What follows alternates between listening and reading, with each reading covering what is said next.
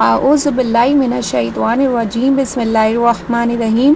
حضرت سعد بن ابی وقاص رضی اللہ تعالیٰ عنہ سے روایت ہے کہ رسول اللہ صلی اللہ علیہ وسلم نے ارشاد فرمایا، جس شخص نے مؤذن کی اذان سننے کے وقت یہ کہا وانا اشہد ان لا الہ الا اللہ وحدہ لا شریک لہ وان محمد عبدہ ورسولہ رضیت باللہ ربا وبمحمد رسولا وبالاسلام دینا،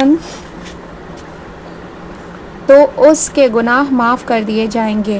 ترجمہ: میں بھی شہادت دیتا ہوں کہ اللہ تعالیٰ کے سوا کوئی معبود نہیں، وہ تنہا ہے، اس کا کوئی شریک نہیں، اور یہ شہادت دیتا ہوں کہ محمد صلی اللہ علیہ وسلم اللہ تعالیٰ کے بندے اور رسول ہیں، اور میں اللہ تعالیٰ کو رب ماننے پر، محمد صلی اللہ علیہ وسلم کو رسول ماننے پر اور اسلام کو دین ماننے پر راضی ہوں۔